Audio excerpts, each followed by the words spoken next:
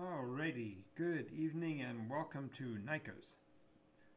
This is Jonathan Albin, and also known as Game Master J. And tonight we're going to be talking about a bunch of subjects as usual. I'm kind of doing a potpourri, kind of a spread. We're going to be talking about some information about the understanding of the Order of the Veils. We're going to be doing a segment I call Making Believe. We're also going to, of course, cover the 9 things you need to know, and we are going to be looking at the next component in the launchpad mechanism called lucid dreaming. And so before we get to our close, we want to get through all these pieces as quickly as we can and to cover the information as fully as we can. So let's get started, shall we? So we have talked for several weeks now about the Order of Veils. We have covered everything from the vitality of the Viridians to the steadfastness of the Aurentians and the obviously the arbitrary and capricious nature of change, which is the Flavians. But tonight we're going to be talking about one that is at best a challenge and at worst in opposition to many of the other veils. And let's get to it. So we're going to be speaking about Nihilists, and the Order of the White Veil holds Nihilists as their avatar, that of purification through nothingness. Theirs is, of course, dedicated to the ultimate ending of the world and the silence, peace, and purification that occurs with non-existence. Now, the Nihilists prefer magical effects that negate the effects of others, as well as many mystical effects that are ultimately destructive or otherwise reduce or eliminate the routines and the noise of existence. Focusing on this purpose, they are so seemingly peaceful in their motivations, but they yet carry within them seething or at least somewhat misplaced destructive tendencies, as they feel that the world's end must come, even if it has to come with some forms of violence. As such, the White Order Veil is most often isolated and ostracized by the other members of both the Prismatic and the Rainbow Orders, and often only can consort with their Carillion or Purpurian brothers because of the few similarities they have with them. Alright, so now having gone over that, let's go on to the next section. And we are getting through these pretty quickly tonight, partially because I've been kind of motivated to get onto these, and I have a feeling that there is more to be said on all of these topics, and yet because I'm doing this sort of in the vacuum of a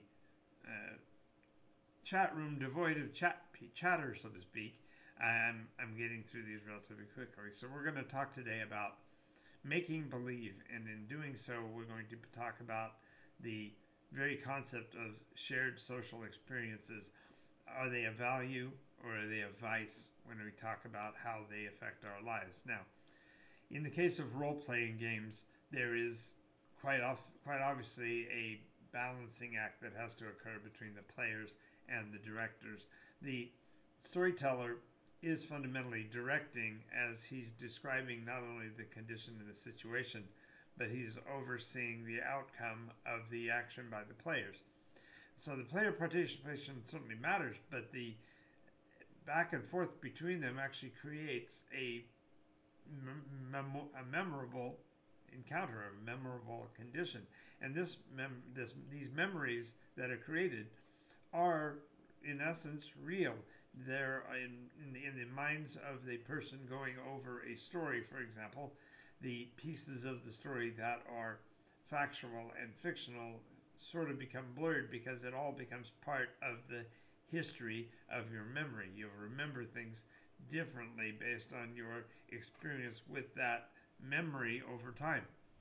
And what we remember about situations can change us. We can literally remember things differently after other people's input. And so it's important that we realize that this kind of an engagement can have a dark side. There are conditions where a person's mind can be convinced of things that were not actual or weren't in existence at the time. And this can lead to some examples would be the concept of mass hysteria or mind manipulation that occurs within, for example, the shared social experience of religious experience. There are those that can manipulate and guide an emotional state in the participants that causes them to have an altered memory of things and conditions that occurred.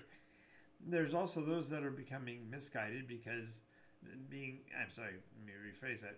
Being misguided, they can actually become confused and confounded with the reality compared to what they remember because of the intensity of the memorable experience. And so it's really important to realize that because memory itself is malleable, it's fluid, it can be adjusted and changed, that we have to realize that the play experience, the social experience of role play, needs to be collective and communal, that we're working together and we're nurturing and caring for each other in the process. And we ultimately have a duty in game to be to remain alert to the influences that such alteration of memory can have. And while that sounds like a dangerous thing, if it's operated properly and the participants are collectively working towards their agenda or their objective, it can be a very positive thing. Now let's move over and talk about the 9 things you need to know tonight. And as in the other need to know issues that we've covered in the past, these are pretty near and dear to me because I believe that there is an obligation that I have to share these things with you, because I'm not sure that anybody else will draw them so clearly to your memory. And the first one is that happiness is self-inflicted. There are those who expect someone else to do something that will cause them to become happy. Some of us consider when we have achieved a certain number of objectives, we will become instantly happy, or there are other things that do that. But the reality is that happiness is something you bring with you along the way.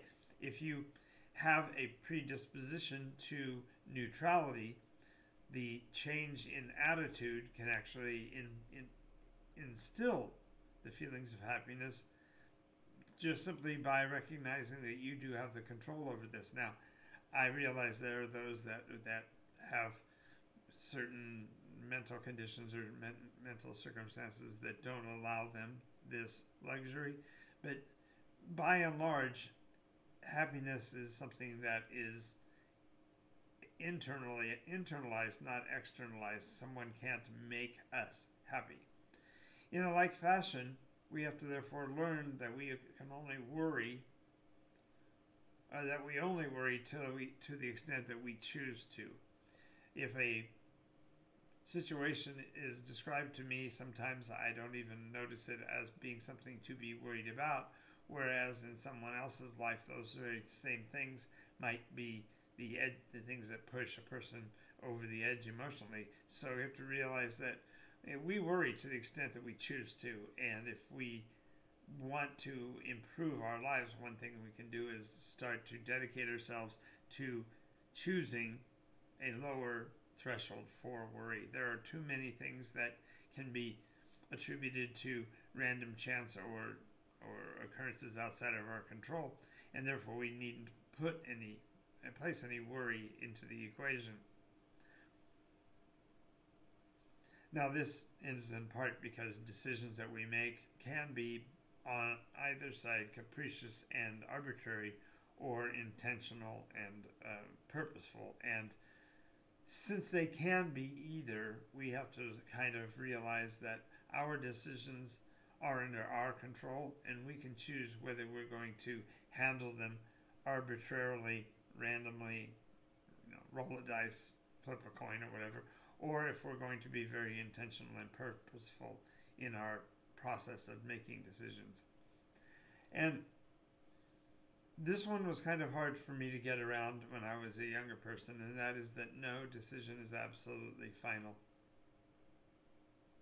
We always have a chance to fix something if we choose to. There are ways to do it. Now, there are decisions that are not under our control, and we can't do anything about those.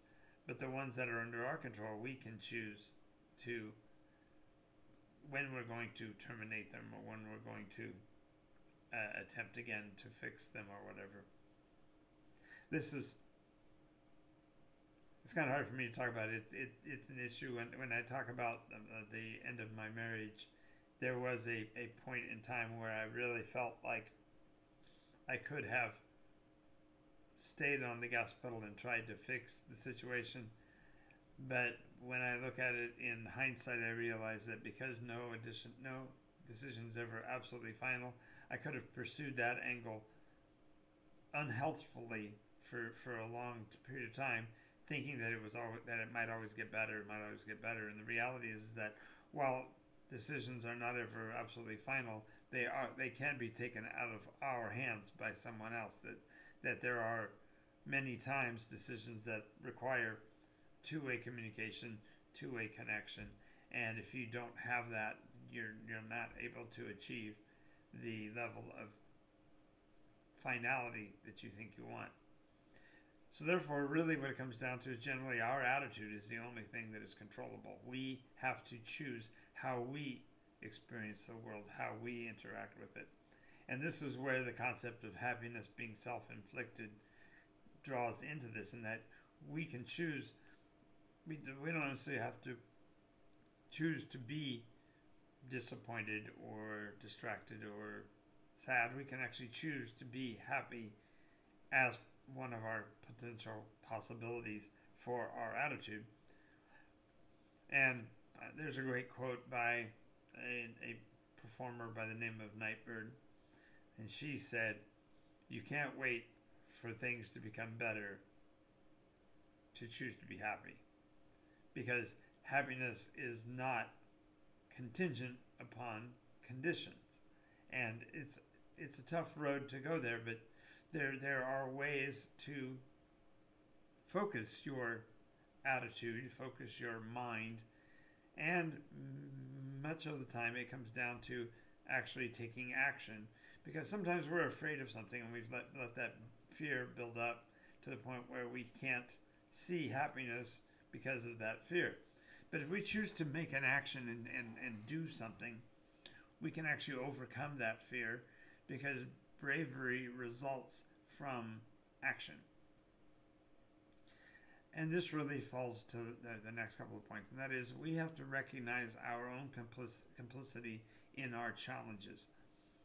Does this mean we should blame the victim? No, not at all. But what this is saying is that when we are facing challenges and difficulties, we have to take ownership of the part of it that at least we brought with us, because that does play into it.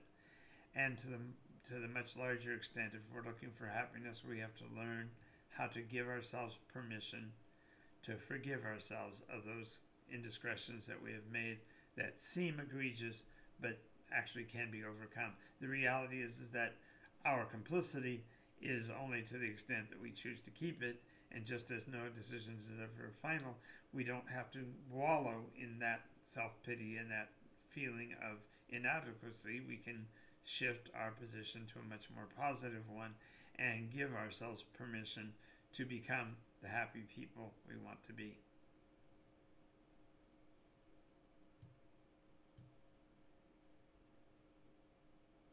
All right, so we are working our way through the components of the Launchpad, and we've gotten so far down to lucid dreaming. And while there are those who are specially trained to do so and have perhaps 3 or 4 medical degrees behind their names,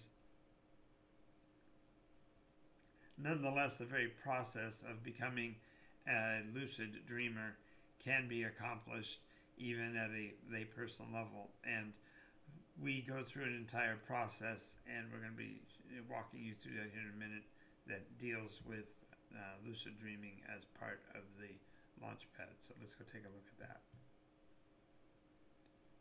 Okay, so when you're talking about the process of lucid dreaming, of actually holding mental pictures from your subconscious on into your waking hours and being able to experience them viscerally, there are several different steps that need to be taken in.